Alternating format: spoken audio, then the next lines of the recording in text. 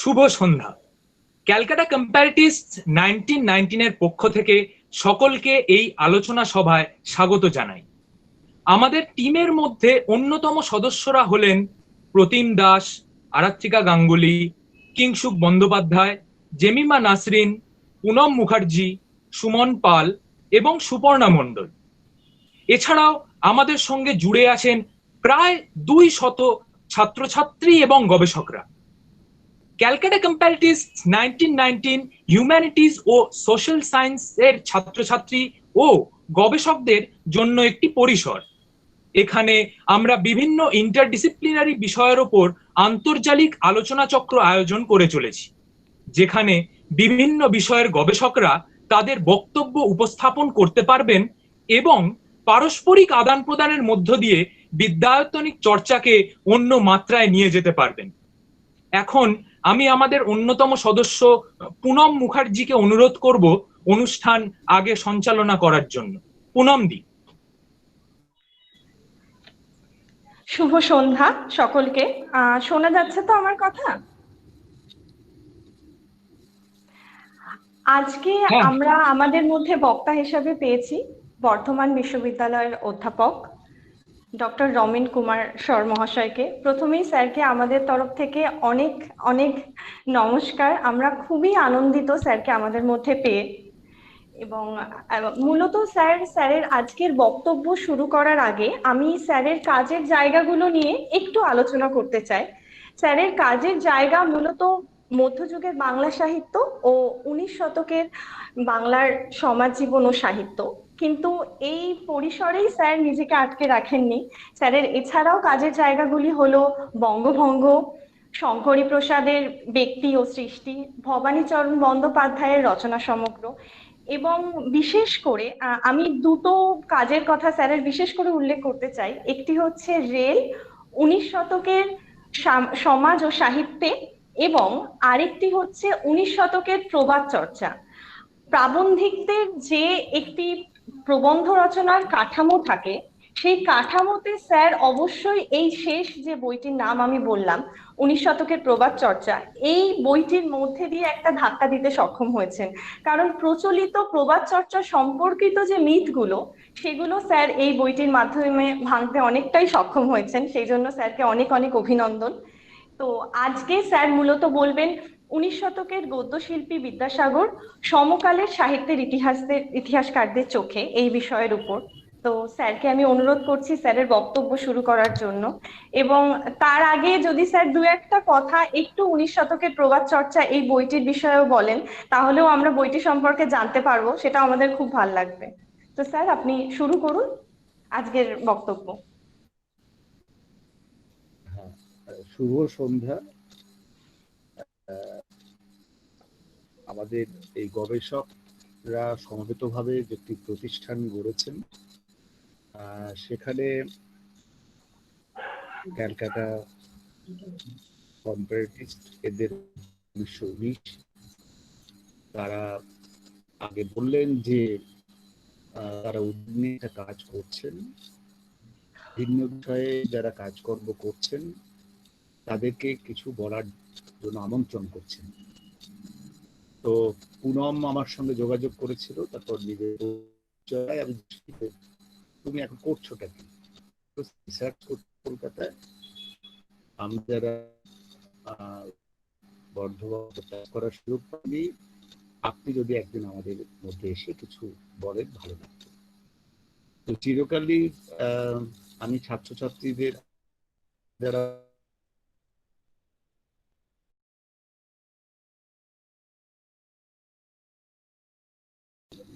হ্যাঁ, তো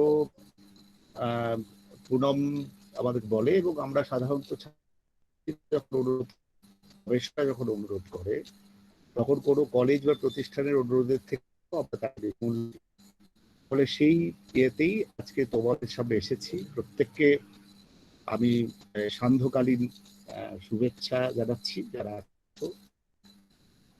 দেখো, একটা বিষয়ে পুনম বললো যে যদি এই বিষয়টা বলে, আসলে আমরা গুরু হিসেবে যাকে পেয়েছি তিনি আমার গুরু হিসেবে যাকে আমরা পেয়েছি, তিনি স্বপন বসু, তার হাত ধরেই গবেষণার জগতে আমার প্রবেশ। সেই সূত্রে বেশ কিছুদিন, বেশ প্রায় 23 বছর বঙ্গীয় সাহিত্য পরিষদের সঙ্গে যুক্ত আছি এবং অনেকদিন ধরেই বিশেষ করে একটি পত্রিকায় একটি লেখা লিখতে গিয়ে যে ধারা এবং যে তথ্য পেয়েছি এই দুটোর মধ্যে মিল খুঁজে পাচ্ছিলাম না।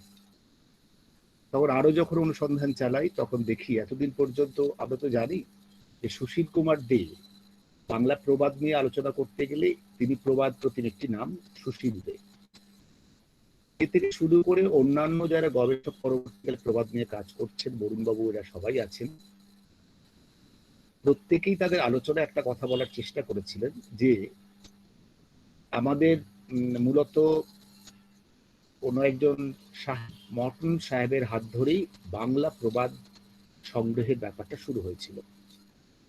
কিন্তু আমরা যে তথ্য পেয়েছি সেটুকু বললে আমি বিদ্যাসাগরে আসবো, যেটুকু পুনঃ শুনতে চেয়েছিল সেটাই বলছি। এই এতদিন চলে আসছে যে এটা যে সত্য নয়। বঙ্গদূত বলে একটি পত্রিকা চলত, এই পত্রিকার সম্পাদক ছিলেন নীলরত্ন হালদার।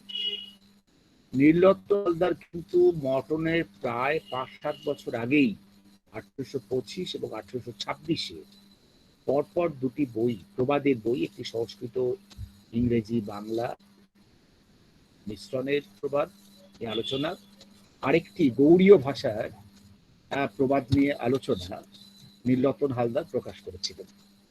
এবং সেই সূত্রেই যে গৌরবটা সাহিত্যের দেয়া হতো যে তারাই প্রথম সূচনা করছিলেন, এটা যে ঠিক নয়। অন্ততপক্ষে আমি প্রবাদ নিয়ে যখন অনুসন্ধান করি, সেই অনুসন্ধানের সূত্রে যেটা বেরিয়ে আসে সেটা হচ্ছে বাঙালি Nilratan Haldar is the pioneer, যিনি প্রথম বাংলা প্রবাদ সংকলনটাকে সামনে নিয়ে আসছেন।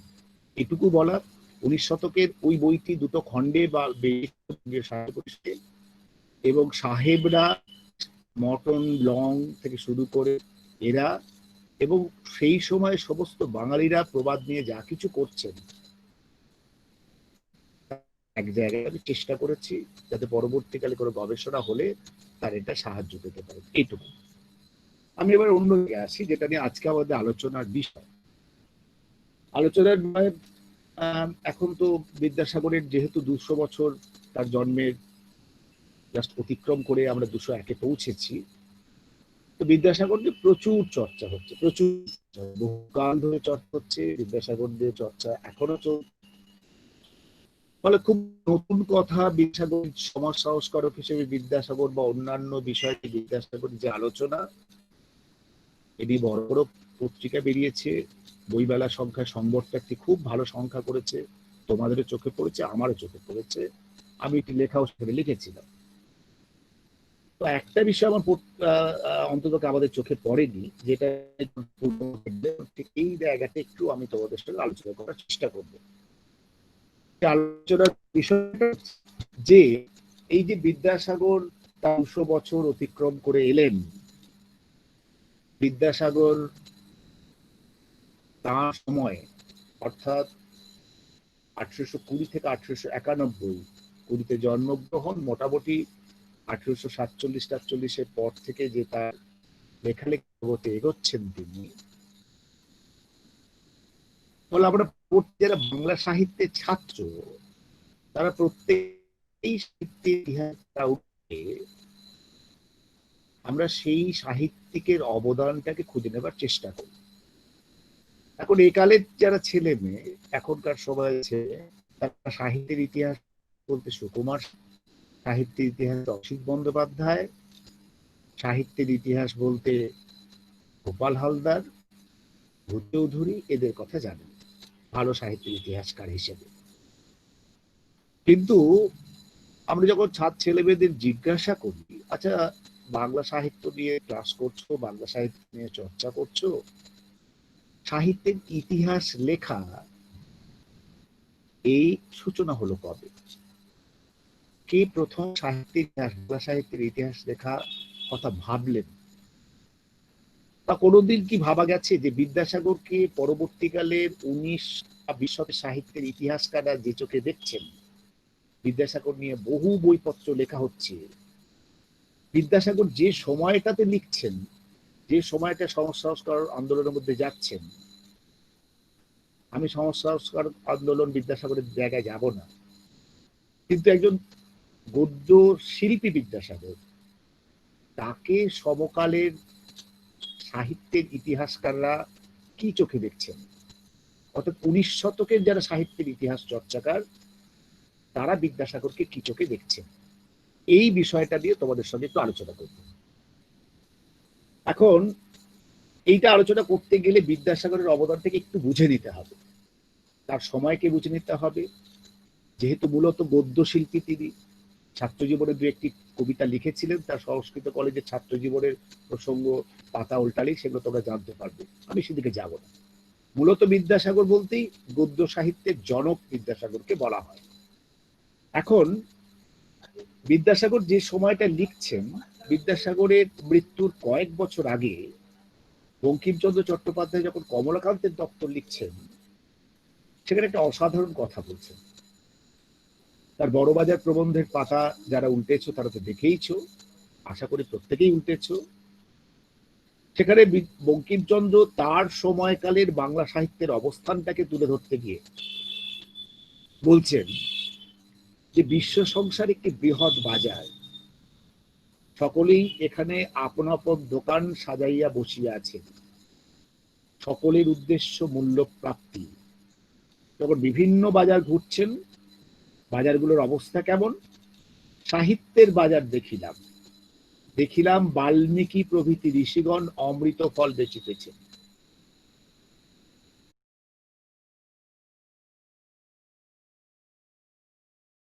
হ্যাঁ, আমরা দেখলাম যে ভিড়ের মধ্যে তন্মধ্যে প্রবেশ করিলাম, দেখিলাম অসংখ্য শিশুগণ এবং অবলাগণ তাহাতে ক্রয় বিক্রয় করিতেছে। ভিড়ের মধ্যে তন্মধ্যে প্রবেশ করিতে পারিলাম না, জিজ্ঞাসা করিলাম এ কিসের দোকান? বালকেরা বলিল বাঙ্গালা সাহিত্য।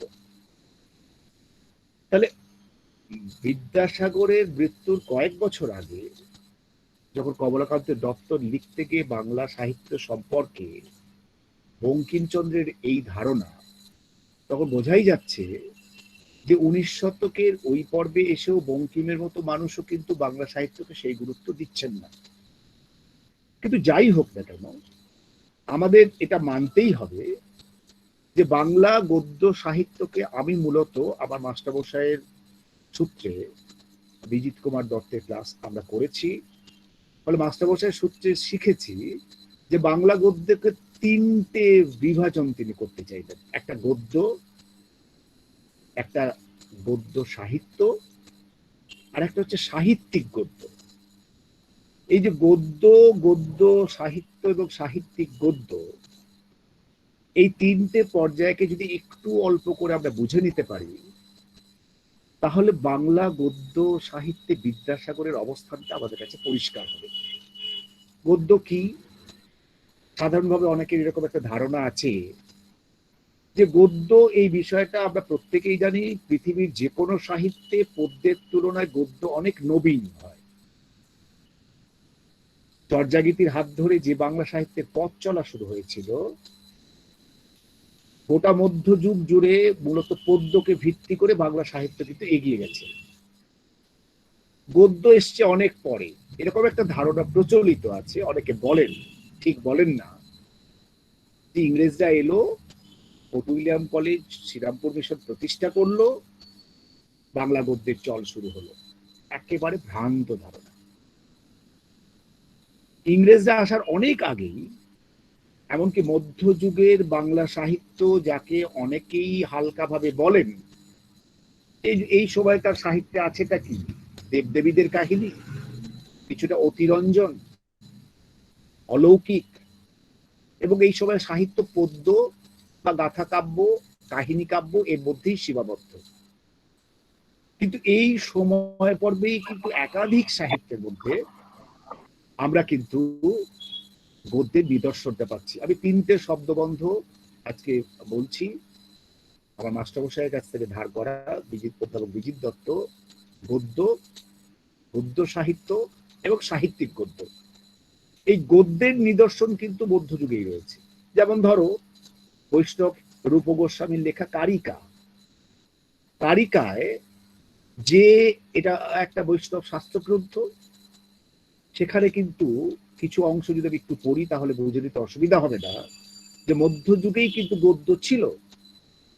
অথ বস্তু নির্ণয়, প্রথম শ্রীকৃষ্ণ গুণ নির্ণয়, শব্দগুণ, গন্ধগুণ, রূপগুণ, রসগুণ, স্পর্শগুণ, এই 5 গুণ, এই পঞ্চগুণ শ্রীমতী রাধাতেও বসে। এর ফর্ম, এর শৈলী, এটা তো গদ্য। তাহলে গদ্য আমরা ইংরেজদের কাছ থেকে শিখেছি, ইংরেজ পাদ্রীদের আলোচনার সূত্রে আমরা পেয়েছি, বা ফোর্ট উইলিয়াম কলেজের লেখক গোষ্ঠীর সূত্রে পেয়েছি।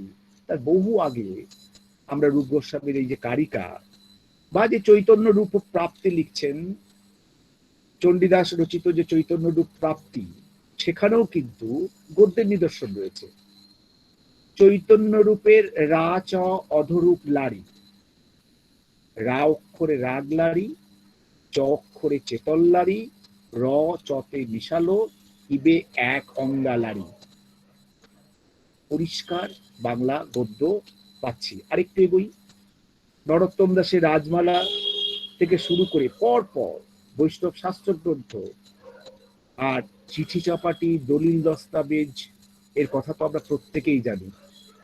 যে অনেকেই বলেছিলেন, অনেক বড় বড় সমালোচক মন্তব্য করেছেন যে মধ্যযুগের ওই পর্বে যদি গদ্যের নিদর্শন থাকে সেটা চিঠিপত্র এবং দলিল দস্তাবেজ। তা কিন্তু নয়, একেবারে বৈষ্ণব শাস্ত্রগ্রন্থ থেকে শুরু করে ভ্রমণ কাহিনী, দর্শনের চর্চা, শাস্ত্রের চর্চা, দাস বিক্রয়, বহু বহু গদ্যের নিদর্শন কিন্তু এই সময় পর্বে হচ্ছে। অর্থাৎ বাঙালিরা তাদের গদ্য লেখা সাহেবদের কাছে শেখেনি। বাঙালিদের গদ্য চর্চা কিন্তু শুধু দলিল দস্তাবেজ বা এর মধ্যেই নয়, সাহিত্যের মধ্যেও প্রক্ষিপ্ত বাংলা গদ্যের বহু নিদর্শন আমরা পেয়েছি। তবে এই কথা ঠিক, এই কথা আমাদের মেনে নিতেই হবে যে গদ্য এর ধারাবাহিক চর্চা শুরু হলো দুটি প্রতিষ্ঠানের হাত ধরে, এটা আমাদের মানতেই হবে। একটি প্রতিষ্ঠান হচ্ছে শ্রীরামপুর মিশন, আর একটি প্রতিষ্ঠান হচ্ছে ফোর্ট উইলিয়াম কলেজ। এবং এরও আগে পর্তুগিজ পাদ্রীরা এদেশে, এদের 1757 পরে ক্ষমতার যে পালাবদল ঘটছে, পরবর্তীকালে ইস্ট ইন্ডিয়া কোম্পানি আসলে এবং তাদের সঙ্গে যে রাজ কর্মচারীরা পরবর্তীকালে এলেন, সেই সব সাহেবদের সূত্রে আমরা প্রক্ষিপ্ত কিছু কিছু তাদের লেখার মধ্যে গদ্যের নিদর্শন পাচ্ছি। কিন্তু ধারাবাহিক চর্চা যদি বলা হয়, সেটা কিন্তু মনে রাখতে হবে ছাপাখানা আসার আগে পর্যন্ত ছিল না।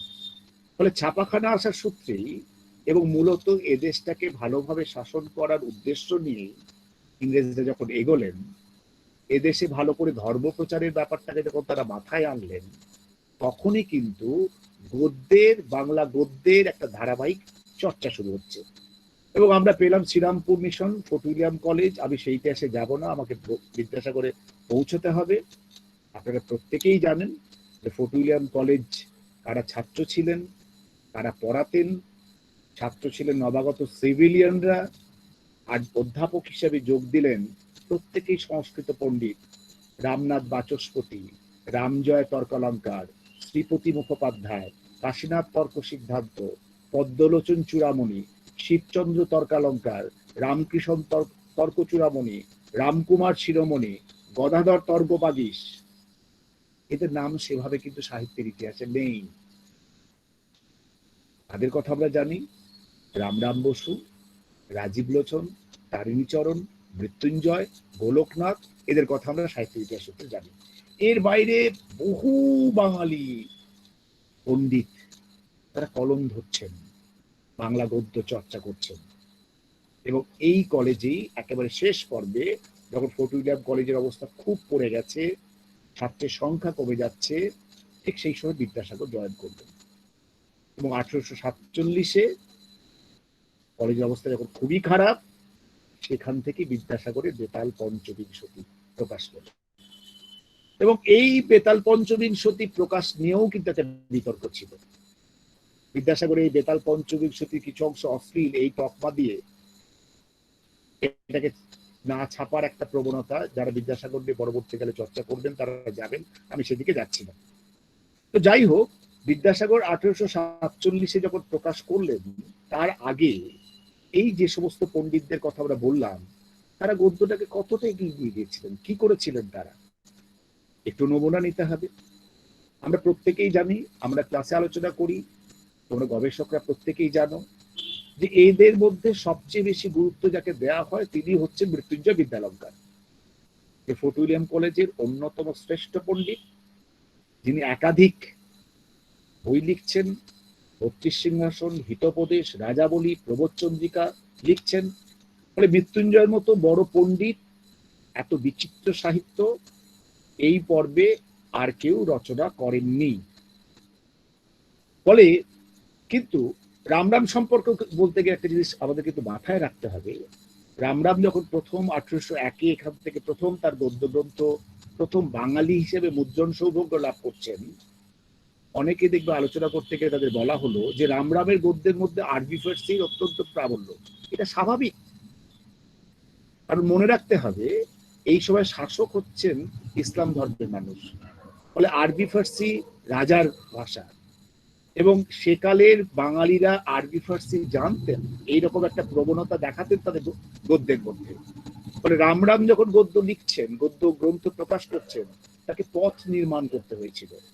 ফলে ওই যে ট্র্যাডিশন তিনি অষ্টাদশ শতক থেকে পেয়েছিলেন, আরবি ফার্সি বহুল, যেটা আমরা দলিল দস্তাবেজের মধ্যে পাই, সেই গদ্যকে মান্যতা দিয়েই কিন্তু রামরাম লিখেছিলেন। তুলনায় আমরা যখন মৃত্যুঞ্জয় এলাম, তখন সেই মৃত্যুঞ্জয় গদ্যের মধ্যে আমরা অন্যরকম পাচ্ছি, বিষয় অনুযায়ী গদ্য পাচ্ছি।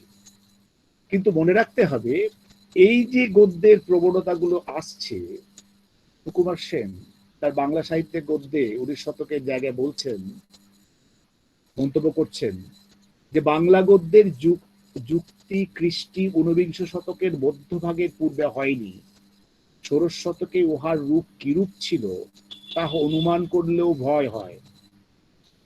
আমরা যারা গবেষক আছেন তারা নিশ্চয়ই বইটা দেখেছেন, এর পাতা উল্টাবেন, সেখানে কিন্তু অনেক চিঠি তিনি উল্লেখ করছেন। 1533 কুচবিহার রাজের চিঠি থেকে শুরু করে আলেয়ার খাঁয়ের চিঠি তিনি উল্লেখ করছেন। কিন্তু আলেয়ার খাঁ 1631 যে চিঠি লিখছেন, সেই চিঠি পড়ে কি আমাদের মনে হবে যে বাংলার এই বাঙালিরা এই সময় যে এমন গদ্য লিখছেন যে অনুমান করিতেও ভয় হয়? সুকুমার সেন লিখছেন, আলেয়ার খাঁ লিখছেন, যে চিঠি আমরা পাচ্ছি, সস্নেহ লিখং কার্যং আগে এথা কুশল, তোমার কুশল সততে চাহি, পরং সমাচার এহি, এখন তোমার উকিল পত্র সহ আসিয়া আমার স্থানে পৌঁছিল। সুকুমার সেনকে আমরা শ্রদ্ধা করি, কিন্তু কখনোই বলতে পারবো না 1731 এই গদ্য আমাদের কোনো ভয়ের সৃষ্টি করে। একালে পড়লে আমাদের তো সহজ সরল গদ্যই লাগে। আপনারা যারা এখানে শুনছেন তারা নিশ্চয়ই শিবরতন মিত্রের সেই বইটির কথা জানেন, types of early Bengali pros. এই বইটায় ইংরেজ আমলের বহু চিঠিপত্র, দলিল দস্তাবেজ সবকিছু উদ্ধার করছেন শিবরতন মিত্র। অসাধারণ একটি বই। সেই সময় পর্বে, অর্থাৎ ইংরেজরা আসার আগে বা ইংরেজদের সমকালের বাংলা গদ্যের বহু নিদর্শন শিবরতন মিত্র তার এই জায়গায় তুলে ধরছেন।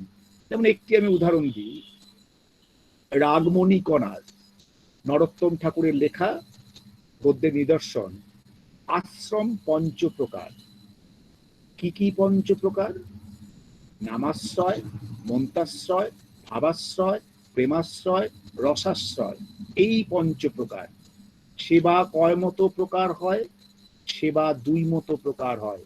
কি কি 2 মতো?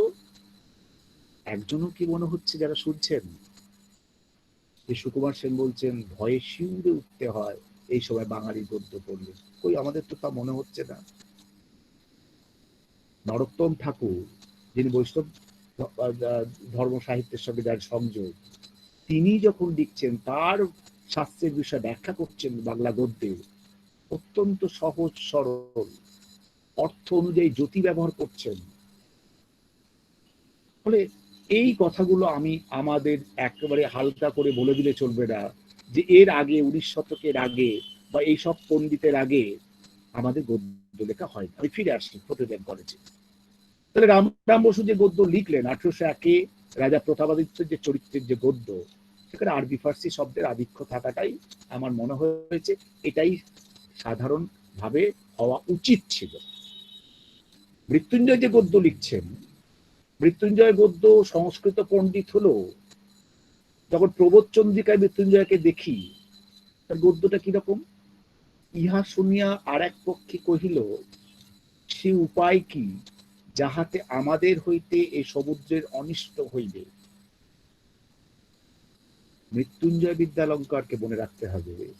সাধারণভাবে একটা কথা আমরা বলে দিই, অনেক কথাই বলি বিদ্যাসাগর সম্পর্কে অতি উচ্ছ্বাস নিয়ে।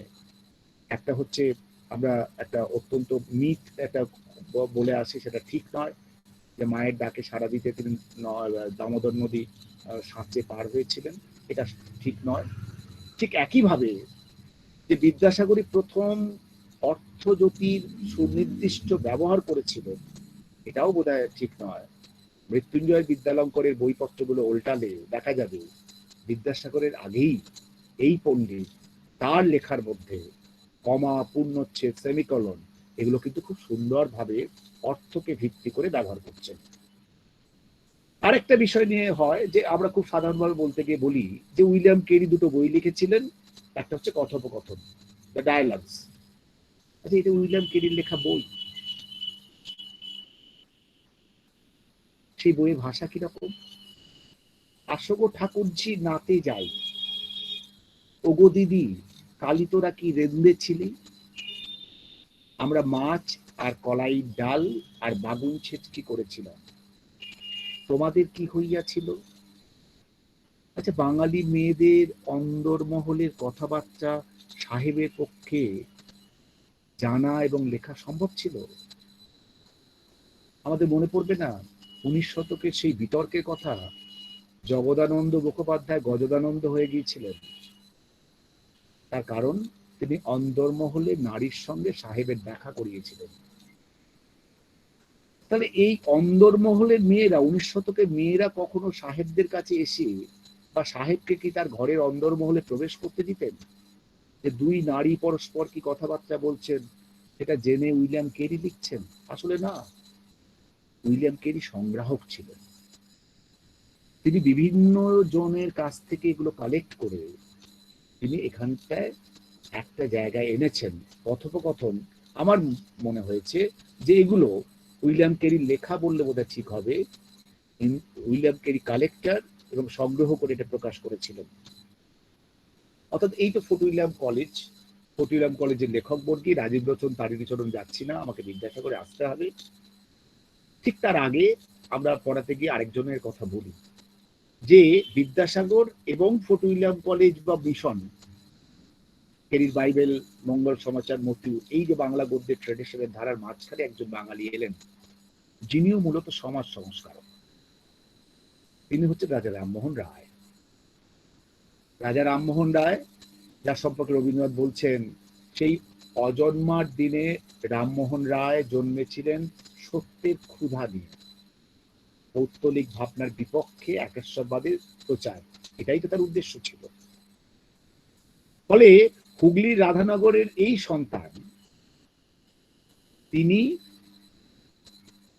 তার উদ্দেশ্য সিদ্ধি করার জন্য স্বজাতি সভা, ব্রাহ্ম সভা প্রতিষ্ঠা করলেন, প্রকাশ করলেন একাধিক পত্রিকা, ব্রাহ্মণ সেবদী, সংবাদ কৌমুদী, বঙ্গদূত।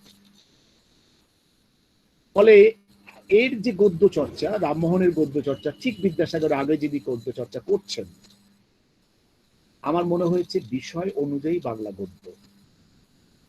ওই যে আমাদের সংবাদ প্রভাকর পত্রিকার সম্পাদক ঈশ্বরগুপ্ত বলে দিচ্ছেন, দেওয়ানজি জলের ন্যায় সহজ ভাষা লিখিতেন, বা রবীন্দ্রনাথ লিখছেন নব্যবঙ্গের প্রথম বাঙালি সর্বসাধারণকে যিনি রাজটিকা পড়াইয়া দিলেন। আমাদের পড়তে গিয়ে রামমোহনের বইয়ের পাতা উল্টা থেকে মনে হয়েছে একেবারে বিষয় অনুযায়ী বাংলা গদ্য নির্মাণ করছেন তিনি। বেদান্ত উপনিষদের অনুবাদ যখন প্রথম করছেন তিনি, তার গদ্য পড়ে পাতা উল্টে দেখবেন তাকে কখনোই ঈশ্বরগুপ্তের ভাষায় জলের মতো বাংলা গদ্য বলা যাবে না। আবার এই মানুষটি যখন তিনি মননজাত গদ্য লিখছেন, সতীদাহের বিপক্ষে তার ভাবনাকে প্রকাশ করছেন, তখন অন্য রামমোহনকে পাবো, তার অন্য গদ্যকে পাবো, অন্য শৈলীকে পাবো। তিনি এক জায়গায় বলছেন, ইহাকে তোমরা সহমরণ কহ। আমি পুরোপুরি আমার সামনে সেটা নেই, আমি শুধু ভাবটা বলছি। তোমরা শ্রীলোকটিকে প্রথমে কাঠের সঙ্গে রজ্জু দিয়ে দৃঢ়ভাবে বন্ধন করো, তারপর অগ্নি প্রজ্বলন করো, তার চিৎকার যাতে কানে না আসে তার জন্য ঢাক ঢোল উলু পেটাও। ইহাকে তোমরা সহমরণ করো, ইহা তো হত্যা। এ রামমোহনের গদ্য আলাদা, মননজাত গদ্য। আবার যখন বিতর্কে নামছেন, গোস্বামীর সহিত বিচার, কবিতাকারের সহিত বিচার, তখন প্রথম যুক্তিবাদী বাংলা গদ্য নির্মাণ করছেন রাজা রামমোহন রায়। আর তিনি প্রথম বাঙালি, যদিও প্রথমে ইংরেজিতে লিখেছিলেন, Bengali grammar in English language. পরে স্কুল বুক সোসাইটির অনুরোধে বাংলা ব্যাকরণের প্রয়োজন মেটাতে অনুবাদ করে নাম দিয়েছিলেন গৌড়ীয় ব্যাকরণ। প্রথম বাঙালি আমরা বাংলা ব্যাকরণ পেলাম, নাম দিচ্ছে গৌড়ীয় ব্যাকরণ। Bengali grammar in English language translate হয়ে গেল বাংলায়। 1833-এ মৃত্যুর পর সেটা প্রকাশ পাচ্ছে। তাহলে এই রকম যখন পরিস্থিতি, এর মাঝে আরো কয়েকজন মানুষকে একটু না বলে নিলে বিদ্যাসাগরকে বোঝা সম্ভব হবে না। কারা আসছেন? অসিত কুমার বন্দ্যোপাধ্যায় তার একটা লেখায়, তার সাহিত্য ইতিহাসে লিখছেন, তার সমসাময়িক অনেক লেখক, অর্থাৎ বিদ্যাসাগরের সমসাময়িক, তাহার অপেক্ষা ভালো গদ্য লিখিতে পারিতেন। মৃত্যুঞ্জয় বিদ্যালঙ্কার, গৌরমোহন বিদ্যালঙ্কার, কাশীনাথ তর্ক পঞ্চানন, ভবানীচরণ বন্দ্যোপাধ্যায়, এই কয়েকজন বাঙালির কথা উল্লেখ করছেন অসিত কুমার বন্দ্যোপাধ্যায়, যে বিদ্যাসাগরের সমকালে এরা বিদ্যাসাগরের থেকে ভালো গদ্য লিখতেন। ভবানীচরণকে দিয়ে কিছু কাজ করার আমার অভিজ্ঞতা আছে। ভবানীচরণের কলিকাতা কমলালয়, নববাবু বিলাসের মতো অসাধারণ সব বাংলা গদ্যের বই। বাবু সমাজের স্বেচ্ছাচারিতা, পতনের, তাদের পতনের অসাধারণ বর্ণনা করছেন। ভাষাটা দেখুন।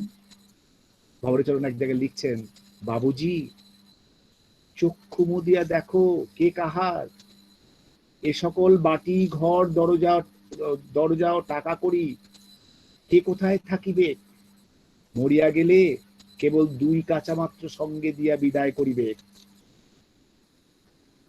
কিছু কিছু ক্ষেত্রে হয়তো ভবানীচরণ যে বক্তব্য, তার মধ্যে অশ্লীলতার কথা অনেকে বলেন, কিন্তু সমকালকে বুঝতে হবে। সমকালের যে সমাজকে তিনি পাচ্ছেন, যাকে তিনি দেখছেন, তাদের হুবহু বর্ণনা করছেন কলিকাতা কমলালয়। বৃত্তিজীবী বাঙালি সমাজ গড়ে উঠছে কিভাবে, কলিকাতা কমলালয় পাতা উল্টান। বাবু সম্প্রদায়কে চিনতে গেলে নববাবু বিলাস, নববিবি বিলাস আপনাকে পড়তেই হবে। ফলে এই যে ভবানীচরণ, তার প্রায় সমকালে গৌরমোহন বিদ্যালঙ্কার, যে মানুষটি বিদ্যাসাগরের অনেক আগে, রামমোহনের সমকালে নারী শিক্ষার পক্ষে কলম ধরেছিলেন। আমি নিশ্চয়ই বিদ্যাসাগরকে শ্রদ্ধা করব, তার উচ্চবসর হয়েছে, কিন্তু তথ্যই, সত্যটা রেখে বিদ্যাসাগরের কৃতিত্ব নিশ্চয়ই আমরা ভাবব।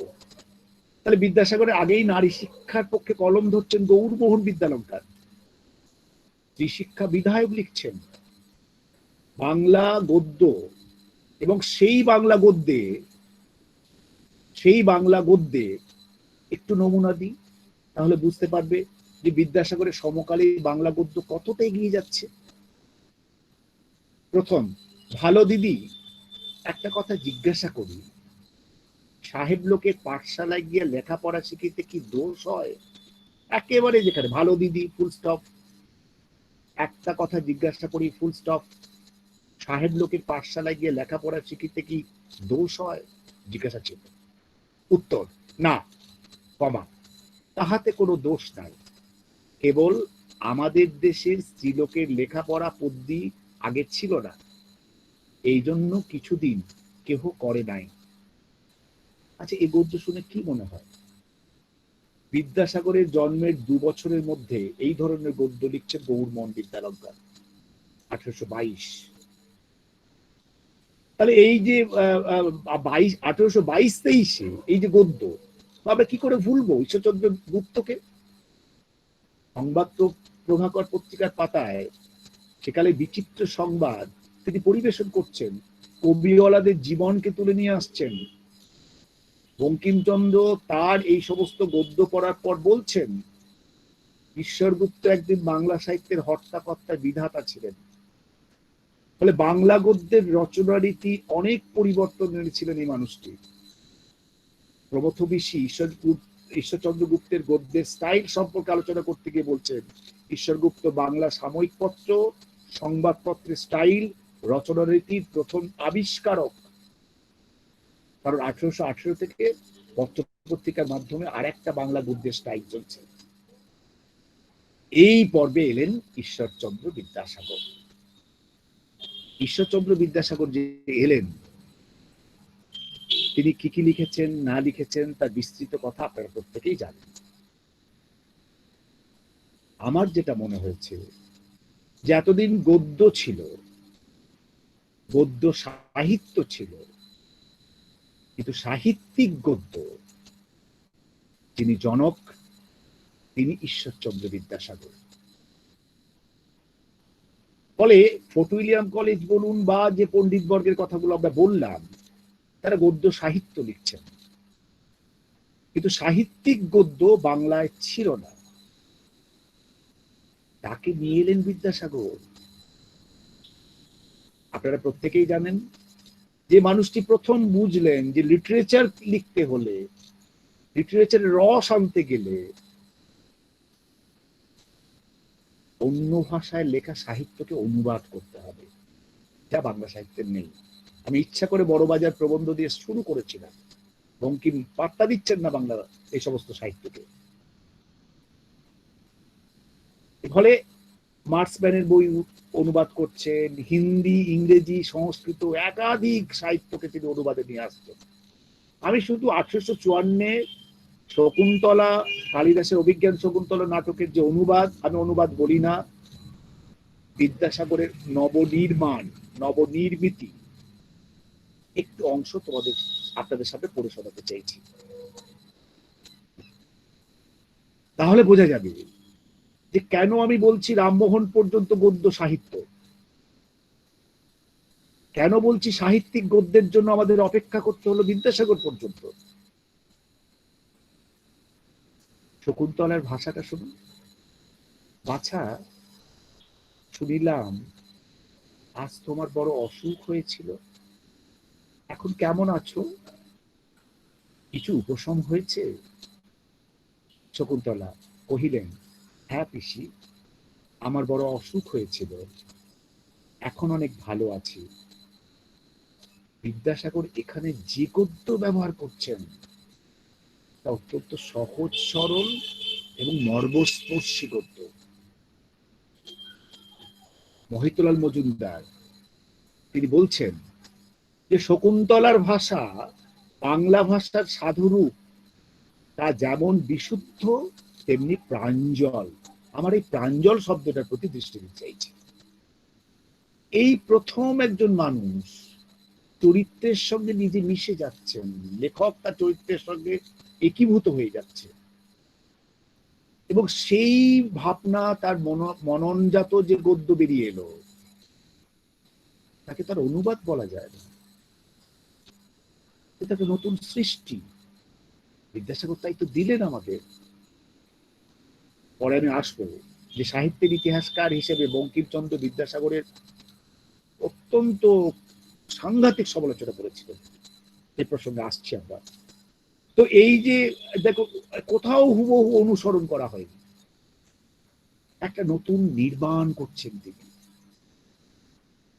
বিদ্যাসাগরই তো প্রথম মানুষ যিনি সাহিত্যের ইতিহাস কিভাবে লিখতে হবে বাঙালিকে শেখাচ্ছেন। সংস্কৃত ভাষা ও সাহিত্য বিষয়ক প্রস্তাব, বাংলা গদ্যে কিভাবে সাহিত্যের ইতিহাস লিখতে হবে, বিদ্যাসাগরের আগে কোনো বাঙালি সাহিত্যের ইতিহাসের প্যাটার্নটাকেই সেভাবে ধরতে পারেননি। বিদ্যাসাগর শেখাচ্ছেন আমাদেরকে। সংস্কৃত ভাষা সাহিত্যের প্রস্তাবের মধ্য দিয়ে। 1861-তে সীতার বনবাস লিখছেন। তার আগে মহাভারতের অনুবাদে কিছু অংশ তিনি করছেন। সীতার বনবাস বইটির ভূমিকা তিনি জানালেন। আমি কেন বলি যেটা অনুবাদ বলতে চাই না, এটা সব নিজেই লিখছেন। এই পুস্তকের প্রথম ও দ্বিতীয় পরিচ্ছেদের অধিকাংশ ভবভূতির উত্তরচরিত নাটকের প্রথম অঙ্ক হইতে পরিগৃহীত। অবশিষ্ট পরিচ্ছেদ সকল পুস্তক বিষয় হইতে পরিগৃহীত নহে, রামায়ণের উত্তরকাণ্ড অবলম্বন পূর্বক সংগৃহীত হইয়াছে। এই বইয়ের অনুবাদের কোথাও জড়তা দেখা যায় না। তাহলে আমরা কেন তাকে অনুবাদ বলবো? তিনি কোন একটা বই থেকে, সংস্কৃত বই থেকে ভাবনাটা দিচ্ছেন, চরিত্র দিচ্ছেন, বিষয়কে দিচ্ছেন, কিন্তু নিজের মনন এবং নিজের কলমের জোরে তাকে নতুন করে নির্মাণ করে নিচ্ছেন। তিনি গদ্য কিভাবে লিখছেন? সীতা অন্যদিকে অঙ্গুলি নির্দেশ করিয়া বলিল, না দেখুন দেখুন, এদিকে আমার দক্ষিণারণ্য প্রবেশ কেমন সুন্দর চিত্রিত হইয়াছে। এই ভাষা বিদ্যাসাগরের আগে কোথায় পেয়েছি আমরা? দেখুন দেখুন, এদিকে আমাদের দক্ষিণারণ্য প্রবেশ কেমন সুন্দর চিত্রিত হইয়াছে। এরপরও বঙ্কিমচন্দ্রের সমালোচনাকে আমাদের মেনে নিতে হবে। সীতার বনবাস সম্পর্কে আলোচনা করতে গিয়ে বঙ্কিমচন্দ্র বলেছিলেন, এটা কান্নার জোলাপ। অন্ততপক্ষে গদ্যশিল্পী বিদ্যাসাগরের ভাষা দেখে আমাদের মনে হয়নি যে বঙ্কিমচন্দ্রের এই ভাবনাকে আমাদের মেনে নিতে হবে। আবার এই বিদ্যাসাগর যখন বিষয় বদলাচ্ছে, বেতাল পঞ্চবিংশতির গদ্য নয়, দীর্ঘ সংলাপের পরিবর্তে যখন তিনি হেয়ালির গদ্য লিখছেন, দ্য কমেডি অফ এরর্স, ভ্রান্তিবিলাসে পৌঁছাচ্ছেন, তার গদ্যের স্টাইল বদলে যাচ্ছে। ভ্রান্তিবিলাসে আমরা কিরকম পাচ্ছি? বলি গিন্নি, বিষয়সূচক চিহ্ন, আজিকার একই কাণ্ড। এই কথা শুনিবা মাত্র চন্দ্রপ্রভা কোপে জ্বলিত হইয়া বলিলেন, তুমি কোথাকার হতভাগা, দূর হয়ে যা, দরজায় গোল করিস না।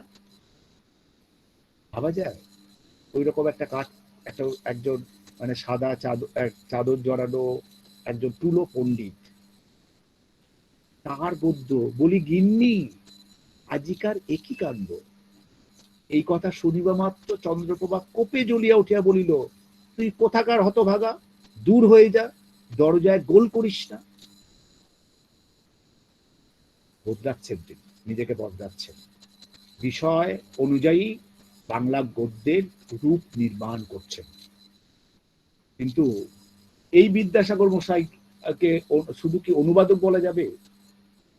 বঙ্কিমচন্দ্র 1871 ক্যালকাটা রিভিউ পত্রিকায় বিদ্যাসাগরকে চূড়ান্ত আক্রমণ করলেন। আমি সেই অংশটা যখন সাহিত্যের ইতিহাস পাঠে যাব তখন দেখাবো এবং বলার চেষ্টা করব। আবার এই বিদ্যাসাগরই তো ভাবলেন যে বাংলা সাহিত্যকে করতে গেলে ছোটদের শিক্ষা দিতে হবে। বর্ণপরিচয় এলো, প্রথম ভাগ, দ্বিতীয় ভাগ তিনি পরিষ্কার ভূমিকায় লিখছেন, বালক দিকে সংযুক্ত বর্ণ পরিচয় এই পুস্তকের উদ্দেশ্য। তাই ছোট ছোট গল্প লিখছেন তিনি, যার প্রতিটিতে আছে উপদেশ আর নীতি শিক্ষা। একটি গল্পের কথা আমরা প্রত্যেকে জানি।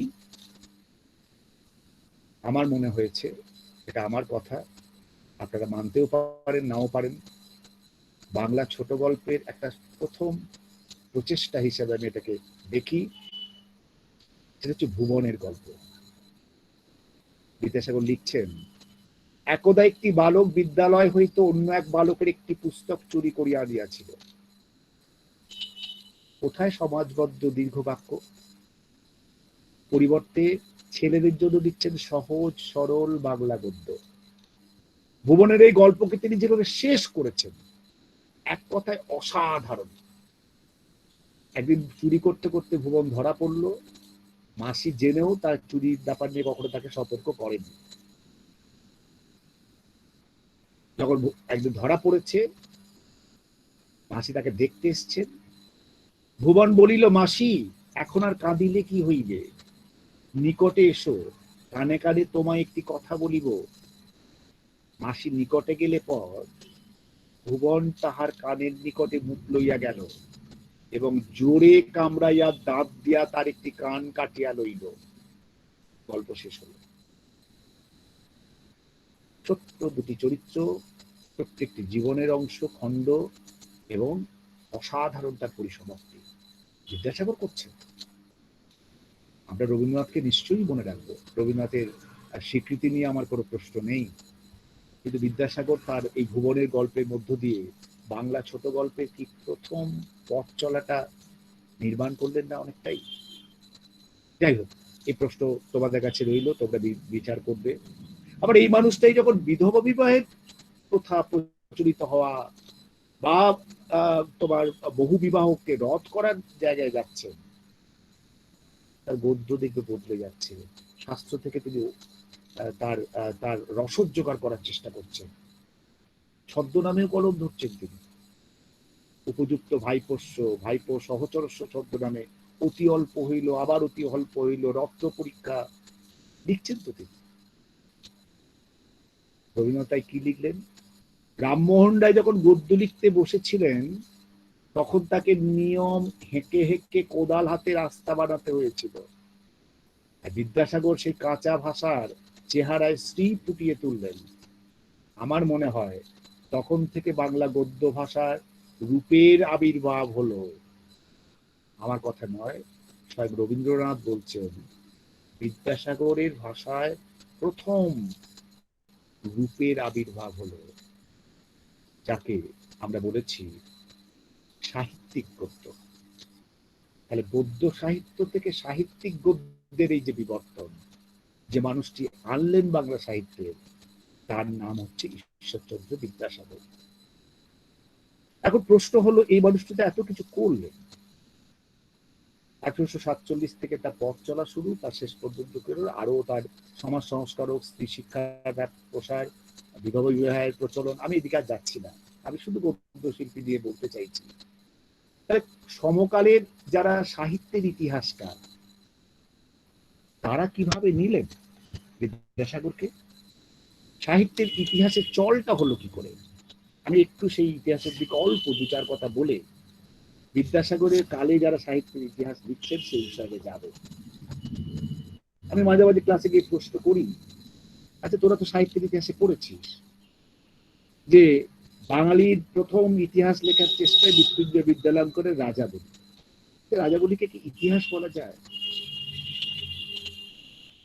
এইসব প্রশ্ন উঠবেই। কবে থেকে বাঙালি সাহিত্যের ইতিহাস লেখা শুরু করলো? যতটুকু আমাদের আমরা ছাত্র এই পাঠক হিসেবে পাতা উল্টেছি, তবে দেখা যাচ্ছে হিন্দু কলেজের একটি ছাত্র কাশীপ্রসাদ ঘোষ লিটারেলি গেজেট নামক একটি সংবাদপত্রে প্রথম প্রবন্ধ লিখেছিল 1830s অন বেঙ্গলি পোয়েট্রি এবং on Bengali works and writers. এই প্রথম ইংরেজি ভাষাতে বাংলা সাহিত্যের প্রথম আলোচনা। এর আগে কেউ করেছিলেন কিনা আমরা জানি না, আমাদের কাছে যেটুকু তথ্য সেটা হচ্ছে 1830 কাশীপ্রসাদ ঘোষ লিটারেচার গেজেট পত্রিকায় এটা শুরু করলেন, এবং এই ধারা কিন্তু এগোতে থাকবে। যে রঙ্গলাল বন্দ্যোপাধ্যায়কে আমরা অন্য কবি হিসেবে চিনি, পরবর্তীকালে 1859 এই মানুষটিও কিন্তু বাংলা কবিতা বিষয়ক প্রস্তাব লিখছেন। আমি জাস্ট উল্লেখ করে যাচ্ছি, এদের কোনো লেখার মধ্যে আমরা বিদ্যাসাগরকে সেভাবে পাইনি।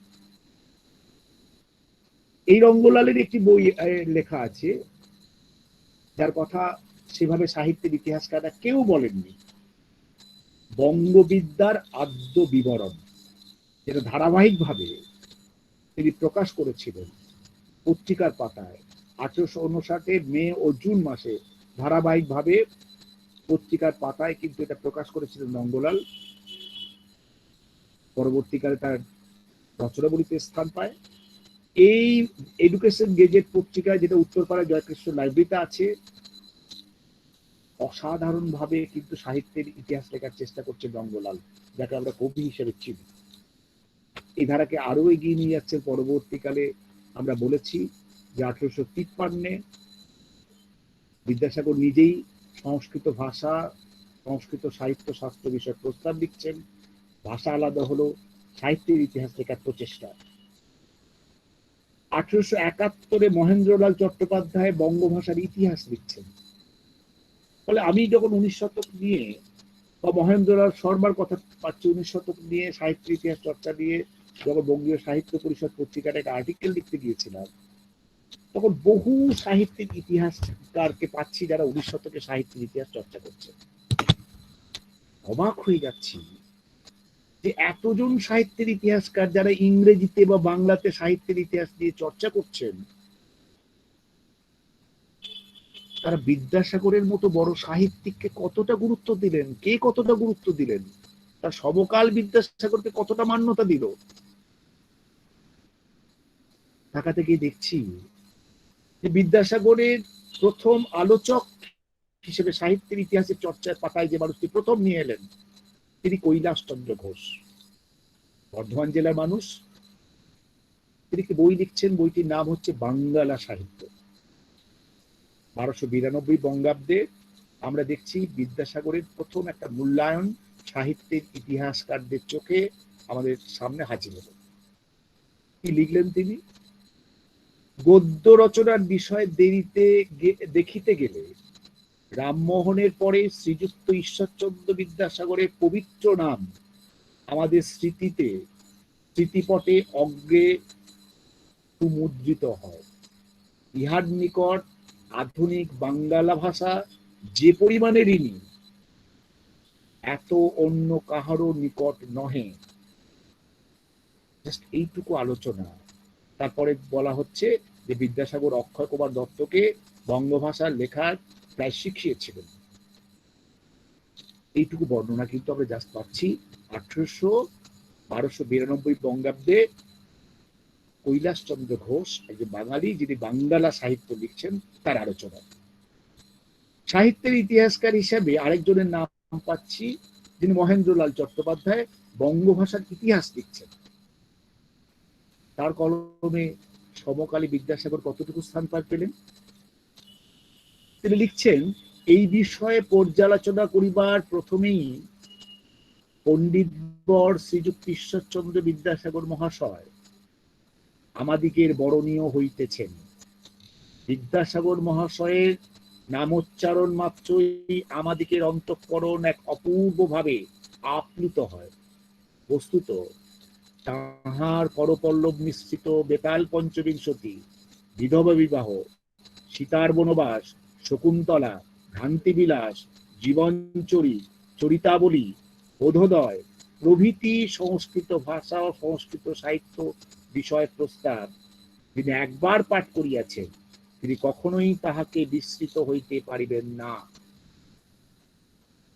সমকালে মহেন্দ্রলাল চট্টোপাধ্যায় বঙ্গভাষার ইতিহাস এই বইটিতে বিদ্যাসাগরকে এই মূল্যায়ন করলেন।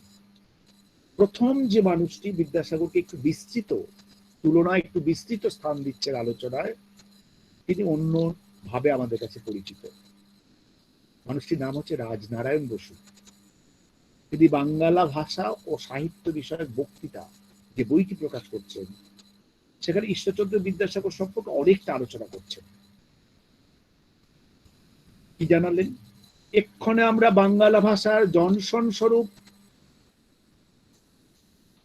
মহামান্য শ্রীযুক্ত ঈশ্বরচন্দ্র বিদ্যাসাগরের নিকট আগমন করিতেছি। বিদ্যাসাগর আপনার প্রণীত গ্রন্থ সকলের দ্বারা বঙ্গভাষার বর্তমান উন্নতির প্রথম সূত্রপাত করেন।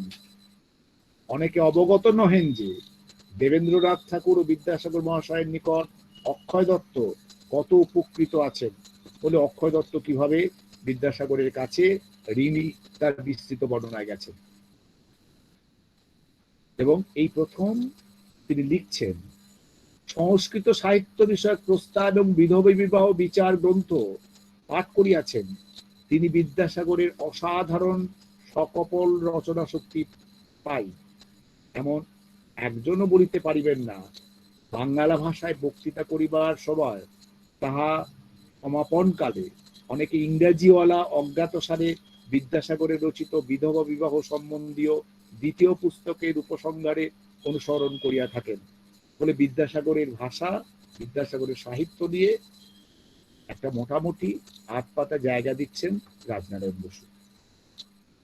19 শতকে যে মানুষটি বিদ্যাসাগরের ভক্ত বলতে পারেন, বিদ্যাসাগরকে বিস্তৃতভাবে তার সংস্কৃত কলেজে তার জীবন সম্পর্কে আলোচনা করছেন, সংস্কৃত কলেজের বিদ্যাসাগরকে জানতে গেলে যে বইটা আপনাকে পড়তেই হবে সেটা হচ্ছে রামগতি ন্যায়রত্নের বই। রামগতি ন্যায়রত্নই হচ্ছেন 19 শতকের প্রথম সাহিত্যের ইতিহাসকার, যিনি তার বইয়ের মধ্যে বিদ্যাসাগরের দীর্ঘ প্রায় 20-25 পৃষ্ঠা ধরে এই প্রথম আমরা বিদ্যাসাগরকে একটা মূল্যায়ন পাচ্ছি, একজন সাহিত্যের ইতিহাসকার মূল্যায়ন করছেন এবং তিনি প্রথম বঙ্কিমচন্দ্রকে আক্রমণ করছেন। বিদ্যাসাগরের সীতার বনবাসকে অনেকে কান্নার্য লাভ কহে, এই পুস্তকের কিয়দংশ মুদ্রিত হইলে আমরা দেখিতে পাইয়াছিলাম এবং দেখিয়া বুঝিয়াছিলাম যে উহা ভবভূতির উত্তর রামচরিতের অনুবাদ মাত্র। এই জন্য সীতার বনবাস সম্পূর্ণ মুদ্রিত হইয়া আসিলে অনেকদিন পর্যন্ত উহা দেখিতে আমাদের আস্থা হয় নাই। কিন্তু পরিষ্কার তিনি ঘোষণা করে দিলেন যে বঙ্কিমের এই সিদ্ধান্তের সঙ্গে তিনি সহমত নন। তিনি বারবার বললেন যে আমি বিদ্যাসাগর একটি জীবনী লিখতে চেয়েছিলাম, উল্লেখ করছেন তিনি। বলিতে কি সীতার বনবাস পাঠাবসনকালে বিদ্যাসাগরকে এইরূপ কার্যে ব্যবহারার্থ তাহার স্বনামাঙ্কিত একটি স্বর্ণময়ী লেখনী সম্প্রকাশ সম্পাদনায় অপ্রকাশ্যভাবে উপহার দিবার জন্য আমাদের বড়ই অভিলাষ হইয়াছিল। সাংঘাতিকভাবে বিদ্যাসাগরের কথা দীর্ঘ আলোচনা এই প্রথম সাহিত্যের ইতিহাসের পাতায় আমরা পাচ্ছি। তিনি যার লেখার মধ্য দিয়ে তিনি হচ্ছেন আমাদের রামগতি ন্যায়রত্ন। রামগতি ন্যায়রত্নই প্রথম আলোচনায়, সাহিত্যের ইতিহাসে আলোচনায় তুলে আনলেন বর্ণ পরিচয়ের কথা, তুলে আনলেন কথামালার কথা, বোধোদয়, চরিতাবলী প্রভৃতি শিশুদিগের পাঠোপযোগী অনেকখানি পুস্তক। বিদ্যাসাগর নিতান্ত সরল রচনার উদাহরণ স্থল। এতাবতা স্পষ্টই প্রকাশ পাইতেছে যে বিদ্যাসাগর কি সরল, কি মধুর, কি ওজস্বী, যেরূপ রচনায় হস্তক্ষেপ করিয়াছেন তাহাতেই কৃতকার্য হইয়াছেন। ফলে এই ছিল বাংলা ভাষার যে সাহিত্যের, বাংলা ভাষার যে সাহিত্যের ইতিহাস তার সমকালের তাদের মূল্যায়ন। আক্রমণ করে তিনি কি বললেন? উক্ত যারা সমকালে বিদ্যাসাগরকে আক্রমণ করছেন, বিদ্যাসাগরের সাহিত্যকে আক্রমণ করছেন, রামগতি ন্যায়রত্ন তার এই বইয়ের মধ্যে তাদের সেই আক্রমণকে খণ্ডন করছেন।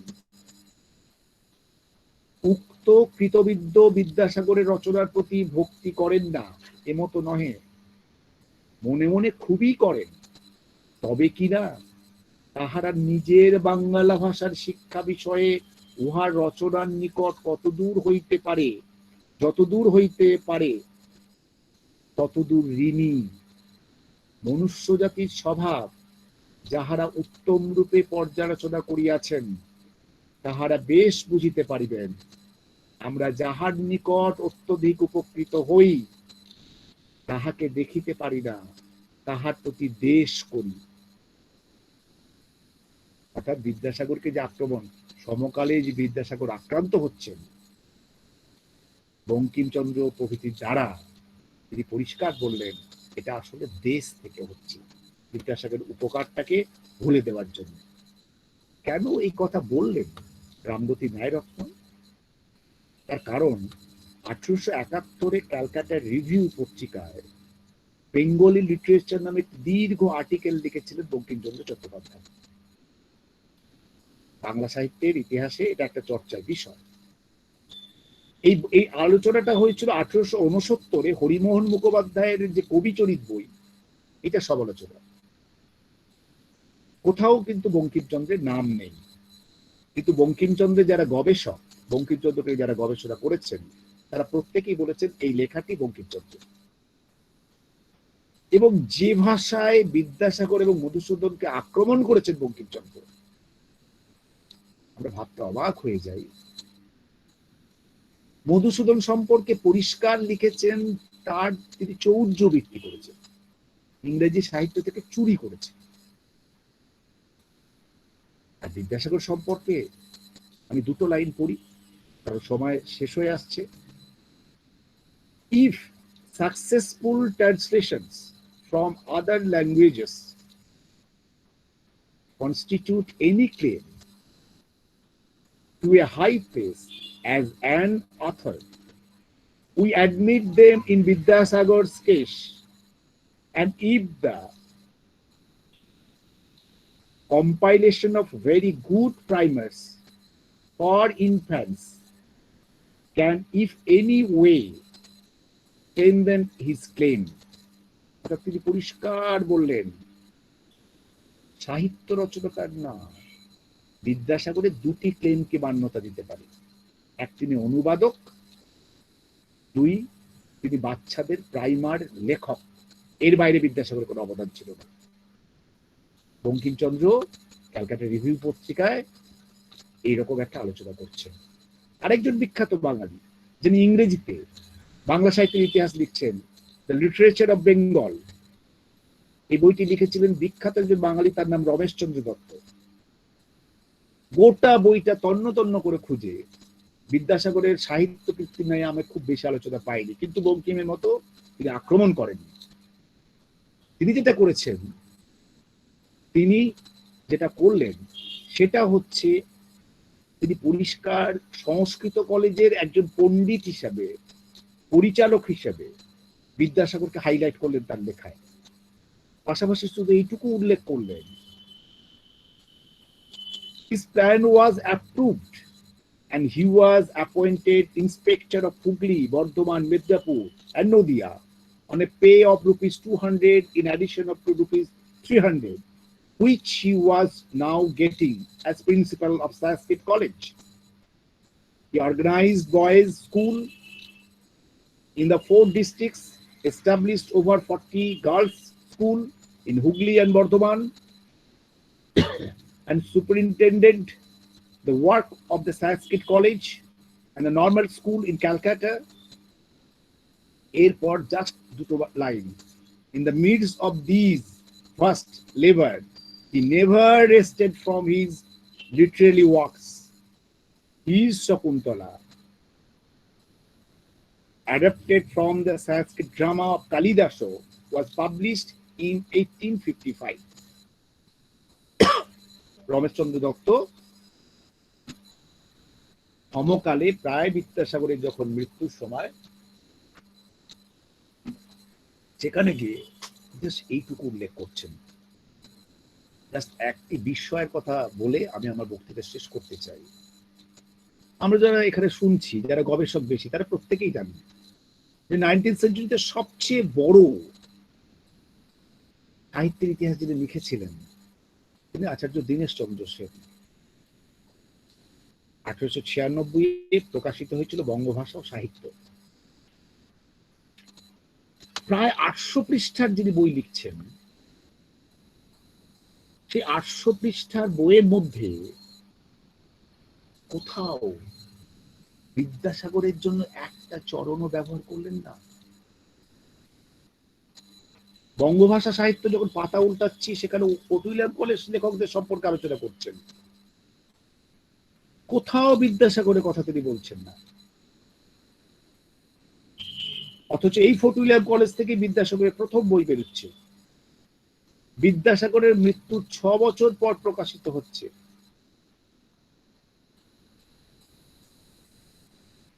বিদ্যাসাগরের মৃত্যু 6 বছর এত বড় বই, 1896, 1891 মারা যাচ্ছেন। তাহলে বিদ্যাসাগর মৃত্যুর পরে যে বইটা বেরোচ্ছে, সেখানে কোথাও বিদ্যাসাগর এলেন না। কেন? যারা গবেষক আছেন তাদের কাছে প্রশ্ন রাখলাম, এই কেনর উত্তর খুঁজে বার করার চেষ্টা করব। আমরা জানি পরবর্তীকালে বাংলা সাহিত্যের ইতিহাসে সুকুমার সেন এসছেন, অসিত বন্দ্যোপাধ্যায় এসছেন, ভূদেব চৌধুরী এসছেন, গোপাল হালদার এসছেন, আরো যারা পরবর্তীকালে এসছে তাদের কথা নাই বা বললাম। এই সমস্ত সাহিত্যের ইতিহাসকাররা বিদ্যাসাগরের গদ্য শিল্পী বিদ্যাসাগর, 19 শতকের গদ্য শিল্পী বিদ্যাসাগরকে অ্যাসেসমেন্ট করেছেন, পাঠকের দরবারে হাজির করেছেন। কিন্তু সমকালে যে সময় এই মানুষটি সারা জীবন ব্যয় করছেন সমাজ সংস্কারে, বাঙালি সমাজের উন্নতির জন্য ব্যয় করছেন, কলম ধরছেন, সেই মানুষটি কি সমকালের সাহিত্যের ইতিহাসকারদের কাছে যে মূল্য পাওয়া উচিত ছিল সেটা পেয়েছিলেন? পাননি বোধহয়। এই আক্ষেপ আমাদের রয়েছে। আমাকে এতক্ষণ ধৈর্য ধরে যারা শুনেছেন প্রত্যেককে আন্তরিক ধন্যবাদ জানাই। আমি আমার বক্তব্য শেষ করছি। সবাই ভালো থাকবেন।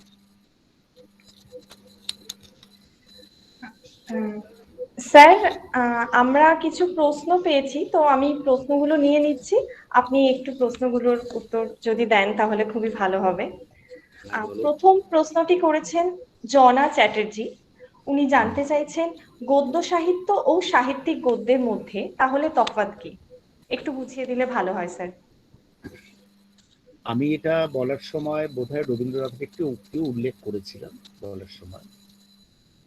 আর আমার যেটা মনে হয়েছে সেটা হচ্ছে গদ্য ভাষাকে সাহিত্যিক মর্যাদা দেব, অর্থাৎ গদ্যটা একটা শৈলী, অর্থাৎ গদ্যকে ভিত্তি করে রামমোহন পর্যন্ত যে লেখালেখির জগৎটা আসছে দেখবেন প্রত্যেকে উদ্দেশ্য নিয়ে বাংলা কলম ধরছেন গদ্য।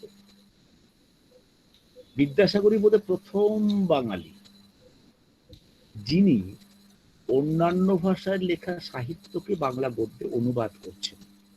আমার যেটা মনে হয়েছে যে লিটারেচার তো আমরা তাকেই বলবো যে লেখার মধ্যে সৃজনশীল একজন সৃষ্টিকর্তার মনন রসে জারিত হয়ে যেটা প্রকাশিত হয়, অর্থাৎ কোনো একটা ভাবনাকে প্রতিষ্ঠা দেবার উদ্দেশ্য নিয়ে গদ্য লেখা, এটা চললো রামমোহন পর্যন্ত।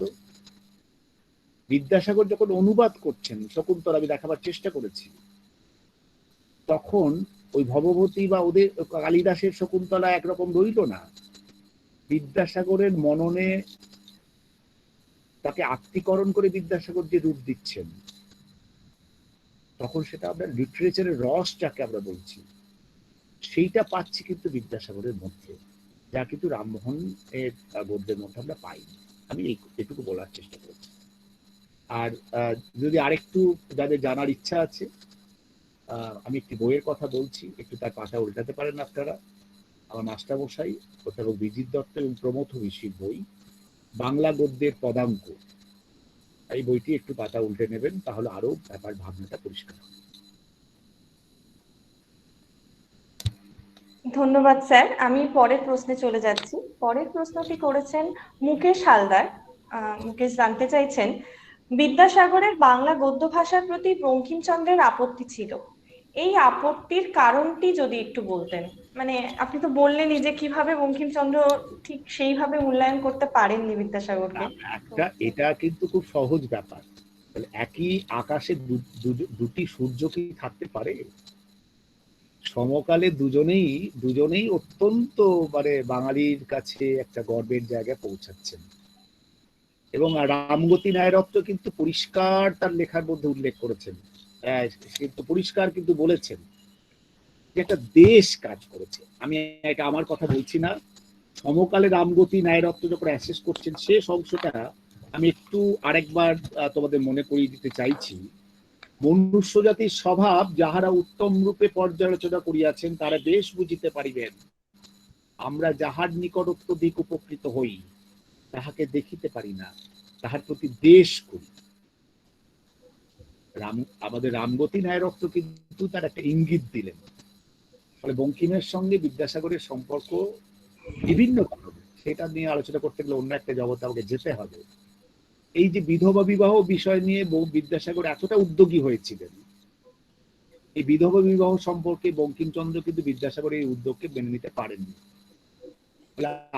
আক্রান্ত বঙ্কিম বা আক্রান্ত বিদ্যাসাগর নিয়ে বইপত্র হয়েছে, সেগুলো পাতা উল্টালেই দেখা যাবে যে সমাজ সংস্কারের যে ভাবটা নিয়ে বঙ্কিম বিদ্যাসাগর এগোচ্ছিলেন, বঙ্কিম তার অনেকগুলোকেই, এবং এই যে কুলিনদের বহু বিবাহের বিপক্ষে বিদ্যাসাগর ইয়ে করেছিলেন, সেটাকেও সেকালে অনেকেই সমর্থন করতে পারেননি। ফলে এরকম সমাজ সংস্কারের অনেক ভাবনা সেকালে বঙ্কিমের সঙ্গে বিদ্যাসাগরের একটা দূরত্ব ছিল। এবং যা হয় আর কি, মানুষের যখন একজন মানুষের কাজকে তার ভাবনাকে সহ্য করতে পারি না, তখন অনেক সময় আমাদের কি বলবো সহনশীলতার ব্যাপারটা আমরা অতিক্রম করে এমন কিছু কথা বলি যেটা মনে হয় আক্রমণের স্তরে পৌঁছে যায়। সুদেষ্ণা সরকার প্রশ্ন করেছেন, স্যার বিদ্যাসাগরের সমসাময়িক গদ্যকারদের সঙ্গে তার গদ্য রচনার পার্থক্য কোথায়? এটা তো না, আমি বলতে গিয়ে বলেছি যে বিদ্যাসাগরের কালেই ভবানীচরণ গৌরমোহন বিদ্যালঙ্কারের কথা উল্লেখ করেছি যে এরাও গদ্য লিখছেন, এবং এটাও বলেছি যে বিদ্যাসাগরের জন্মের 2 বছরের মধ্যেই গৌরমোহনের যে গদ্য অত্যন্ত সহজ সরল সুন্দর গদ্য লিখছেন। স্ত্রী শিক্ষার পক্ষে যখন তিনি কলম ধরছেন, স্ত্রী শিক্ষার পক্ষে কলম ধরা গদ্য আমি তোমাদের পড়েও শোনালাম। ফলে এরাও কিন্তু, আমার বক্তব্য, হঠাৎ করেই কোনো একজন সৃজনশীল মানুষ জন্ম নেন না, তার এই প্রেক্ষাপটে অনেকেই কিন্তু এই ধরনের কলম লিখছেন। আমি ভবানীচরণের কথা বলতে গিয়ে নববাবু বিলাসের কথা বলেছি, কলিকাতা কমলালয়ের কথা বলেছি, এবং গৌরমোহন বিদ্যালঙ্কারের কথাও বলেছি। ফলে এরাও কিন্তু তার সমকালীন খুব ভালো গদ্য লিখছেন। স্যার পায়েল দো জানতে চাইছেন যে রামগতি ন্যায়রত্নের প্রবন্ধটির নাম কি? আপনি রামগতি ন্যায়রত্ন, হ্যাঁ এটা তো খুব বড় বই, আশা করলাম হ্যাঁ জানার কথা। চুচুড়া থেকে এটা বেরিয়েছিল 1294-এ, বাঙ্গালা ভাষা ও বাঙ্গালা সাহিত্য বিষয়ক প্রস্তাব। এর দ্বিতীয় সংস্করণটা আমি দেখেছি, বাঙ্গালা ভাষা ও বাংলা সাহিত্য বিষয়ক প্রস্তাব, এটা আমি দেখেছি 1294। এটা দ্বিতীয় সংস্করণ, অবশ্য তার আগে প্রথম সংস্করণ বেরিয়েছিল। বইটার নাম হচ্ছে বাঙ্গালা ভাষা ও বাংলা সাহিত্য বিষয়ক প্রস্তাব। আমি পরের প্রশ্নে চলে যাচ্ছি। সুপর্ণা মণ্ডল প্রশ্ন করেছেন যে আধুনিক কবিতায় তো গদ্য ফর্ম ব্যবহার চলে গেছে দেখা গেছে, সেক্ষেত্রে আপনার কি মনে হয় না যে বিভিন্ন সংরূপের মধ্যে পারস্পরিক দূরত্ব ধীরে ধীরে কমে যাচ্ছে? হ্যাঁ, এখন তো রবীন্দ্রনাথের সাহিত্যের মধ্যেই তো আমরা দেখতে শুরু করলাম যে তিনি প্রায় কাব্যগ্রন্থ কিন্তু লিখছেন গদ্যে। ফলে বর্তমান যে বা যে কবিতা আমাদের আমরা এখন শুনি বা সেই কবিতা লেখা হয়, সেখানে অনেকটাই মনে হয় যেন গদ্য বিষয়টাই নিয়েই কবিতা চলছে। আধুনিক কবিতার যে জগৎ চলছে, তো কিন্তু এটা তো ছিল না মধ্যযুগের পর্বে, এটা ছিল না। মধ্যযুগের পদ্য কাহিনী, যেটা পদ্যকে ভিত্তি করে এগোচ্ছিল, তারপর আস্তে আস্তে গদ্য এলো। এখনকার এতে অনেকটাই কিন্তু সংরূপের একটা সংমিশ্রণ আমরা দেখতে পাচ্ছি। এটা ঠিকই বলেছে। আর স্যার আমি শেষ প্রশ্নটা করছি, সেটা হচ্ছে জিম ড্রিমার বলে একজন করেছেন, এটি হয়তো ওনার আসল নাম নয়, যাই হোক, বিদ্যাসাগরের সমস্ত সংস্কার কি উচ্চ বর্ণের মধ্যে সীমাবদ্ধ ছিল? সমস্ত সংস্কার ব্যাপারটা বুঝলাম না। সংস্কার মানে? সংস্কার বলতে মানে সমাজ সংস্কারক বিষয়ক কিছু, সেই ধরনের কিছু হয়তো উনি বলতে চাইছেন, যে যে সমস্ত সমাজ সংস্কারক মূলক কাজ উনি করেছেন, বিদ্যাসাগর করেছেন, সেগুলো আমি কি বলি, শুধুমাত্র মেয়েদের পড়াশোনার জন্য যে উদ্যোগ উনি নিয়েছিলেন, সেটা তো শুধু উচ্চ বর্ণের জন্য নয়। মেয়েদের পড়াশোনাটা তো আমার মনে হয় বিদ্যাসাগরের সবচেয়ে বড় সংস্কারের কাজ। যে তিনি বলছেন মেয়েদের মৃত্যুর হাত থেকে রক্ষা করতে একজন মানুষ সেকালে সবচেয়ে বেশি এগিয়ে এসেছিলেন, তিনি রাজা রামমোহন রায়। 1829 সতীদাহ প্রথা রদ হচ্ছে আইন করে, সতীদাহ বন্ধ হচ্ছে না কিন্তু আইন হচ্ছে। বিধবা বিবাহের প্রচলন কই, সেখানে তো বলা নেই যে উচ্চ বর্ণের জন্য তিনি বলছেন। 1856 বা বিদ্যাসাগরের সবচেয়ে বড় কাজ, মেয়েদের শিক্ষার জন্য জীবনটা ব্যয় করছেন মানুষটি, তার সমস্ত ইনকামের সবচেয়ে বেশি ব্যয় করছেন তিনি মেয়েদের শিক্ষার জন্য। তো সেখানে তো তিনি বলেননি যে শুধুমাত্র আমি উচ্চবর্ণের মেয়েদের শিক্ষার জন্য কথা ভাববো। জেলায় জেলায় স্কুল খুলছেন মেয়েদের, 40টার মতো স্কুল খুলছেন। কোথাও কিন্তু বলেননি যে এই স্কুলে শুধু উচ্চবর্ণের মেয়েরাই আসবে, নিম্নবর্ণের ঘরে মেয়েরা আসবে না। বিদ্যাসাগরের কোথাও আমরা সেরকম কিছু পাই না কিন্তু। ফলে সমাজ সংস্কারে বিদ্যাসাগরের ভূমিকা, হ্যাঁ এটা ঠিক, তিনি যখন বিধবা বিবাহের পক্ষে বা বহু বিবাহের বিপক্ষে যখন তিনি যুক্তি খুঁজতে যাচ্ছেন, শাস্ত্রকে ব্যবহার করছেন, শাস্ত্রকে মেনেছেন তিনি, এটা আমি অস্বীকার করবো না। শাস্ত্রের বাইরে খুব একটা যে হেঁটেছেন তা আমি বলবো না, কিন্তু তার সমাজ সংস্কারমূলক যে কাজগুলো, সেখানে শুধুমাত্র উচ্চকোটি বা উচ্চবর্ণের জন্য এটা বললে ওদের ভুল, ওনাকে ওনার সম্পর্কে একটা মানে ঠিকঠাক বিচার করা হবে না। আমি তো বললাম যতগুলো মেয়েদের স্কুল খুলেছেন কোথাও তিনি বলেননি যে উচ্চবর্ণের মেয়েরা এখানে পড়বে।